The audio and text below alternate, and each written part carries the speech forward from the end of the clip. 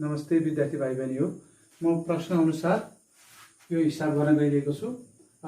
त्यसैले चाहिँ पहिले चाहिँ हामी यो प्रश्न अनुसारको चित्र बनाउन गइरहेको छौँ। हाइड्रोलिक प्रेसको यु आकारको दुईवटा नलीबाट यु आकारको रहेको हुन्छ। अब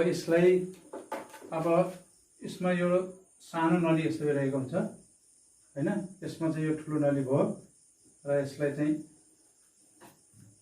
यसो गरौँ, यस्तो भयो। अब हामीले यसलाई यहाँ पिस्टन फिट गरेको हुन्छ, यसरी पिस्टन फिट गरेको हुन्छ।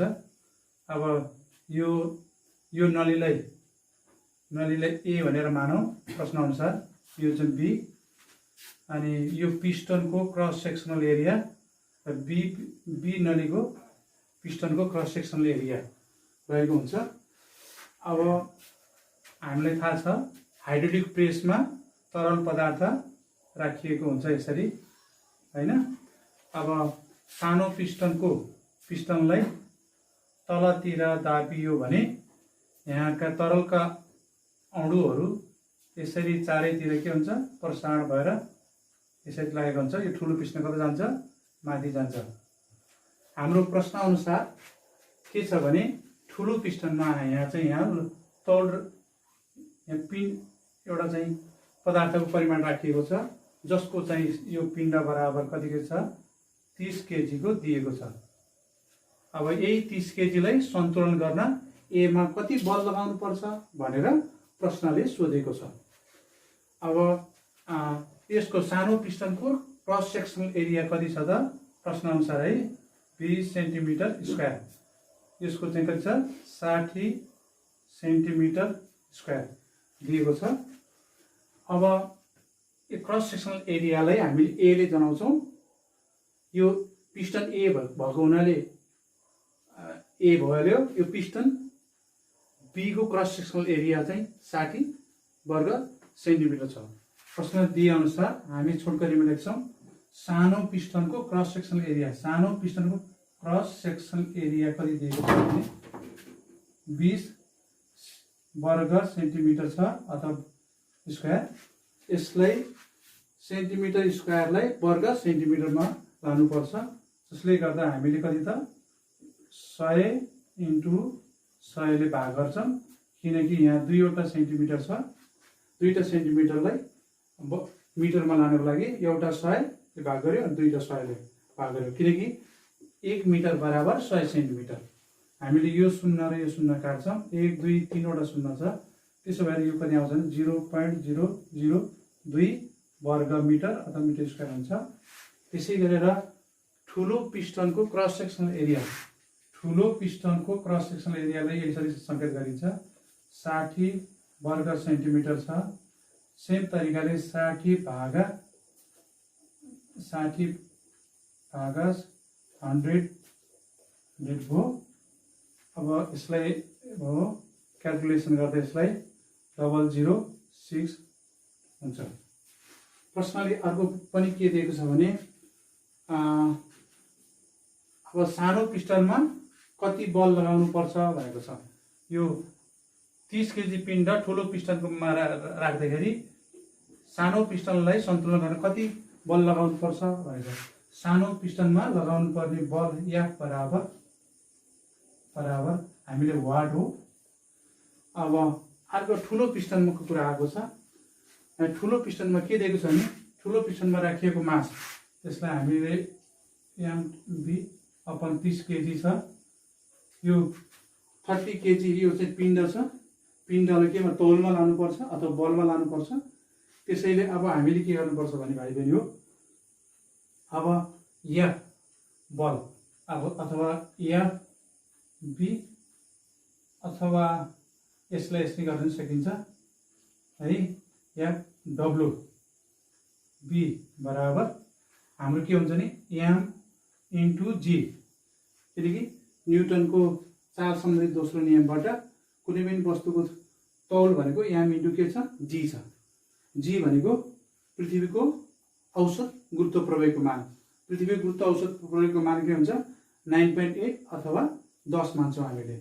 प्रश्नले के दिएको छ भने M को मान कति दिएको छ, 30 केजी दिएको छ 30 र जी चाहिँ 9.8 हो हामीले 10 मान्छौँ अथवा 9.8 गरे पनि हुन्छ 30 दशम कति भयो त 300 यो केमा गयो न्युटनमा गयो अब न्युटन गएपछि अब हामीले पास्कलको नियममा आधारित पास्कलको नियम के भन्छ भने बन्द भाँडोमा रहेको तरल पदार्थमा कुनै एउटा बिन्दुबाट चाप दियो भने त्यति नै चाप चारैतिर लम्ब रूपमा के हुन्छ प्रसारण हुन्छ दैट मीन्स यसको अर्थ हो यहाँ पर्ने चाप सबै चाप के हुन्छन् समान हुन्छ त्यसैले हामीले के लेख्न सक्छौँ भने PA इक्वल बराबर PB हैन यसलाई सानोले संकेत गरौँ अब चाप भनेको के हो भने प्रति एकाइ क्षेत्रफलमा पर्ने बललाई के भनिन्छ चाप भनिन्छ PA भनेर हामीले के लेख्न सकिन्छ F A बराबर FB A अपन B हो अब हामीले मान राख्ने FA को मान थाहा छैन हामीलाई अब हामीले यो FA इक्वल टु FB अपन A इन्टु यो क्रस हुँदै जाँदाखेरि यो हो अब यसमा मान राख्नुहोस् अब FA अथवा है FP को मान कति आयो हाम्रो 300 आयो 300 अपन ठुलो पिस्टनको क्रस सेक्सन एरिया कति छ त 0.006 छ 0.006 छ इन्टु सानो पिस्टनको क्रस सेक्सन एरिया कति छ त 0.02 छ अब हामीलाई थाहा छ यो पोइन्ट देखि तीनवटा अङ्क छ यहाँ यसरी पोइन्ट पछाडि तीनवटा अङ्क छ त्यसले यो पोइन्ट के हुन्छ क्यान्सल भयो अब त्यसपछि 300 अपन 6 इन्टु 2 हुने भयो अब अथवा FA अथवा अब के 2 एकानी 2 त्यहाँ छ 3 एकानी 3 कति आयो 100 आयो यसरी काट्यो 100 न्युटन आयो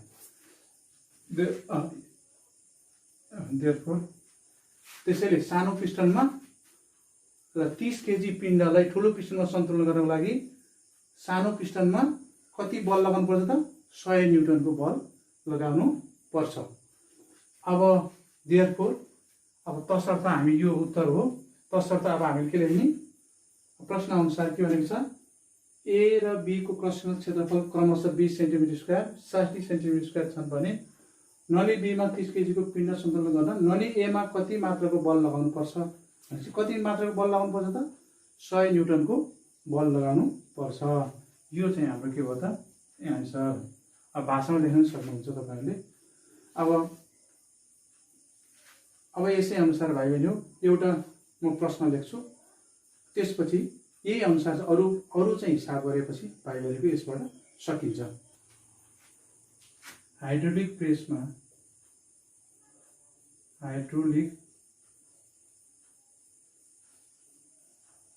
प्रेसमा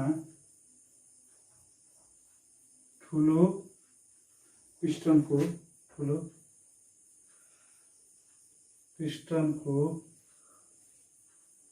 क्रस सेक्सन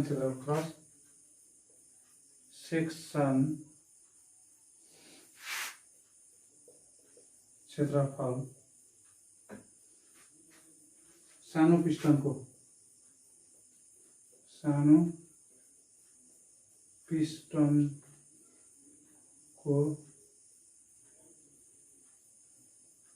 'क्रस सेक्शनल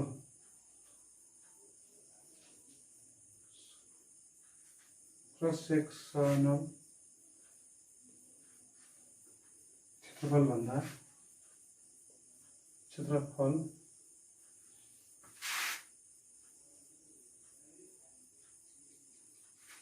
भन्दा 5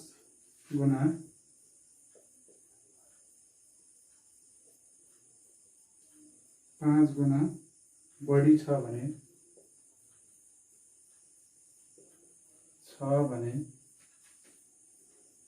यदि सानो पिस्टनमा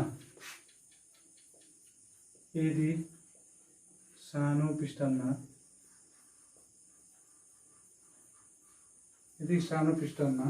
50 न्यूटन बल लगाएर ठुलो पिस्टनमा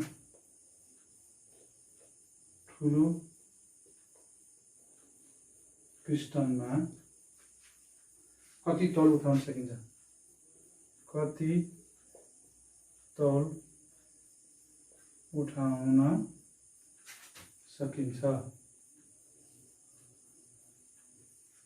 सकिन्छ यस्तै किसिमका एजुकेसनल भिडियो हेर्नको लागि हाम्रो च्यानललाई सब्स्क्राइब गरिदिनु होला।